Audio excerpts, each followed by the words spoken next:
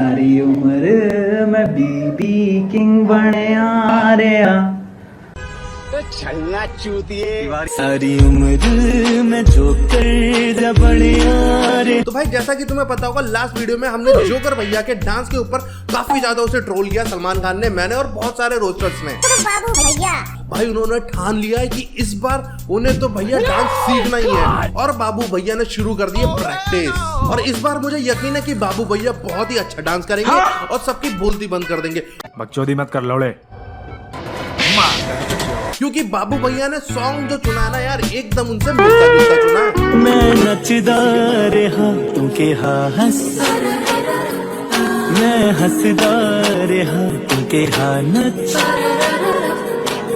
तो कैसे हो मेरे भाई लोग, उम्मीद करता हूँ आप सब अच्छे होंगे। तो जैसा कि तुम्हें पता होगा मैंने अपनी लास्ट वीडियो जो बनाई थी जोकर ऑफ द हाउस यानी कि हमारे बाबू भैया, तो तुम में से बहुत से लोग कमेंट कर रहे थे कि भैया जोकर का पार्ट 2 लेके आ जाओ, तो मैं लेके आ गया हूँ जोकर पार्ट 2। और साथ में मैं बात करूंगा ईशा, अभिषेक और सामर्थ के बीच में चल रहे लव ट्रायंगल के बारे में। तो बिग बॉस अगर तुम लोग देख रहे हो तो तुम्हें इस वीडियो में बहुत मजा आने वाला है। तो चलो यार बाबू भैया की पहली क्लिप से वीडियो शुरू करते हैं।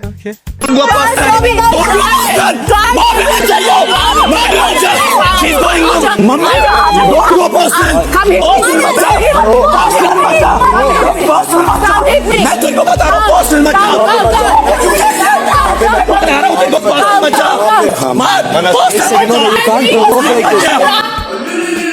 जोकर को गुस्सा आ गया, पर भाई मुझे इसका गुस्सा देखने के बाद भी हंसी क्यों आ रही है?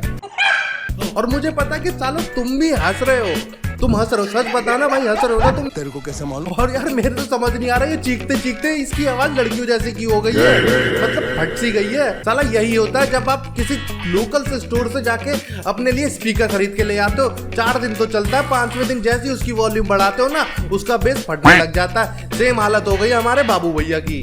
भैया विक्स की गोली लो और खिच खिच दूर करो, ये गुस्सा गुस्सी तो बाद में भी होती रहेगी। मुझे एक बात बताओ, जब आप बकरी ईद के इर्द गिर्द होते हो, करीब होते हो, तो आप इस बकरी को ढांक लेते हो? गले में जो आप टंगा के घूम रहे हो, टर्टल नेक या पोलो नेक पहनकर आप ढांक लेते हो? नहीं सर, वो गोट हमेशा दिखने के लिए वो हमेशा दिखता रहेगा सर। बड़ा ही कमजोर गोट है यार ये। सारी उम्र मैं जोकर बने रे। सलमान भाई क्या चाहते हो यार, क्यों परेशान कर रहे हो बेचारे को? छोटा बच्चा है यार वो, कहीं ऐसा ना हो आपके डर के मारे वो कुछ बोलना ही बंद कर दे और उसका हालत कुछ ऐसा हो जाए। क्योंकि भाई इसकी किस्मत इतनी बुरी चल रही है, इस टाइम ये कुछ भी बोलता है ना लोग इसकी मजाक उड़ा देते हैं। I don't know what to do. मेरी किस्मत ही खराब है, मेरी किस्मत ही खराब। लेकिन वो देखने के बाद हमें मजा बहुत आता है। ये देखिए वाला ये वाला स्टेप देखिए कैसे, ये इधर फिर ये इधर, ये इधर फिर ये। सारी उम्र मैं जोकर बने। भाई अकेले मत हंसो, अकेले मत हंसो, उस पर पाप मिलेगा तुम्हें, बता रहा हूँ मैं तुम्हें। शेयर कर दो अपने दोस्त लोगों के साथ, उन्हें भी हंसाओ, साथ में हंसो मिलके, अकेले मत हंसो भाई इस पे।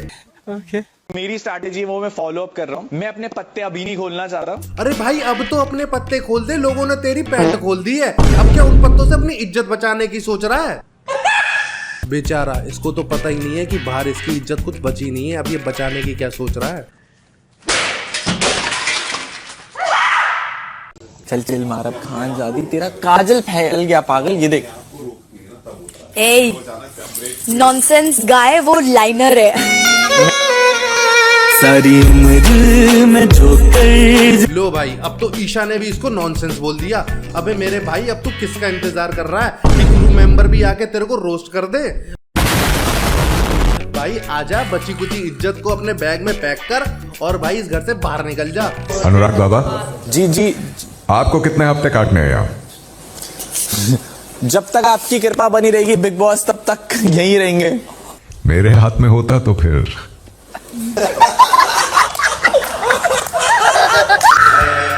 अब तो बिग बॉस ने भी इनडायरेक्टली इसको बोल दिया कि भाई तू चला जा। साला लोग बोल रहे हैं कि तबीयत खराब होने का बहाना बना ले, बिग बॉस बोल रहा है कि भाई हम भी तुमको ना जा रहे, तो भाई तू रुका क्यों है? क्योंकि भाई जितना मैंने ऑब्जर्व किया ना, लोग बसंत पंचमी में इतनी पतंग नहीं उड़ाते जितना कि बिग बॉस के अंदर तेरा मजाक उड़ा देते हैं।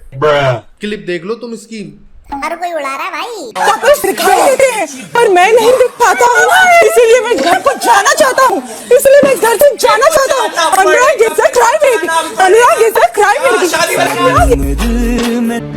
और पता है इतने बाल, आई स्वेयर, मैं तो वो वॉशरूम जहाँ बाथटब था ना, मैं वो देख भी नहीं पाता था क्योंकि वो क्लॉग हो जाता था भाई।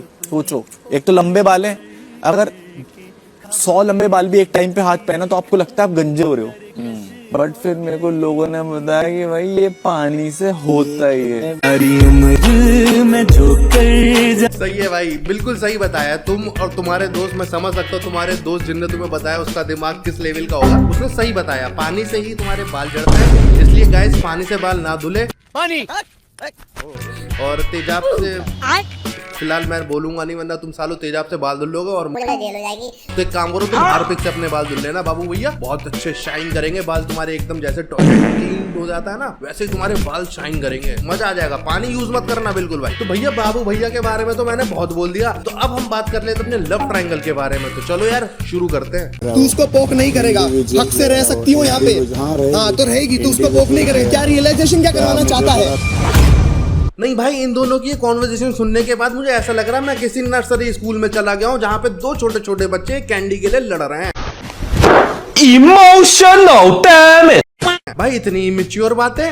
बिग बॉस ये कौन से निब्बो को उठा के लेके आ गए हो तुम इस शो के ऊपर? तुम बिग बॉस खेलने आए हो, don't forget your goal for a hole. जिस दिन तुम ये बात समझ जाओगे ना भाई, तो मुझे लगेगा कि भाई तुम मैच्योर हो चुके हो। इसमें ऐसा क्या है, इससे सबको प्यार हो जाता है? और भाई जिसे तू प्यार का नाम दे रहा है ना, ये प्यार नहीं है भाई, इसे अट्रैक्शन बोलेंगे। भाई मैं इसको लस्ट भी बोल सकता हूँ। हरकतें कुछ इस तरीके की हो रही हैं शो में।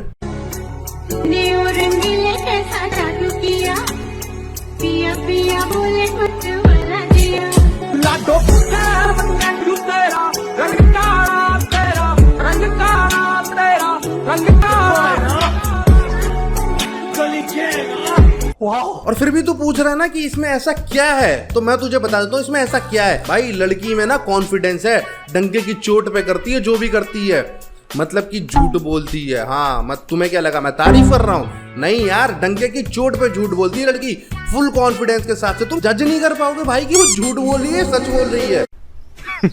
Women. अब कुछ ईशा के फैन आएंगे और बोलेंगे भाई तेरी हिम्मत कैसे हुई ऐसा बोलने की ईशा के बारे में? कितनी अच्छी लड़की, कितनी इनोसेंट। भाई इनोसेंट है, फेस से इनोसेंट है, लेकिन अंदर से क्या?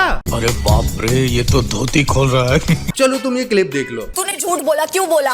बाप रे, हम डेट नहीं कर रहे हैं। नहीं। Meanwhile, मेरे को नहीं बताना, बोल दे यार।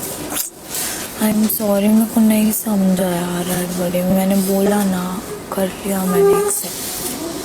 शाबाश। मतलब देख रहे हो भाई, सुप्रीम लेवल की एक्टिंग करी है यहाँ पे। भाई इतनी जल्दी तो गजनी का आमिर खान नहीं भूलता होगा जितना तो ये लड़की अपने बॉयफ्रेंड को भूल गई है, और तुम इसको इनोसेंट बोल रहे हो। होगी भाई इनोसेंट। शायद मैं झूठ बोल सकती हूँ। और इतना ही नहीं यार, तुम एक और क्लिप देख लो। मैं भी चीख सकता हूँ, मैं भी चीख सकता हूँ, मैं भी चीख, मैं करूँगा, मैं ऐसा ही हूँ, मैं करूँगा।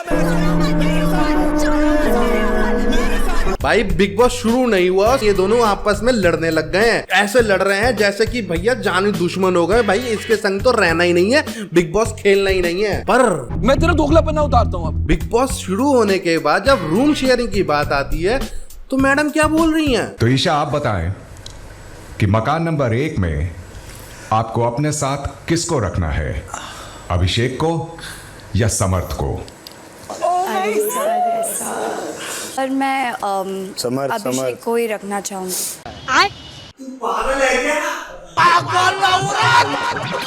क्या बोल रही है? अब भाई जब सामर्थ की एंट्री बिग बॉस के अंदर हो गई है ना, तो इन लोगों का लव ट्रायंगल बहुत तगड़ा चल रहा है। और इनका लव ट्रायंगल कुछ बरमूडा ट्रायंगल हो गया, क्योंकि इस टाइम इन लोगों ने सबकी टीआरपी खा रखी है। सिर्फ यही लोग थोड़े दिख रहे हैं और हमारे बाबू भैया दिख रहे हैं। फिलहाल इन लोग के ट्रायंगल के बारे में बात कर लेते हैं। अभिषेक के दिल में है ईशा के दिल में है सामर्थ के दिल में है अभिषेक।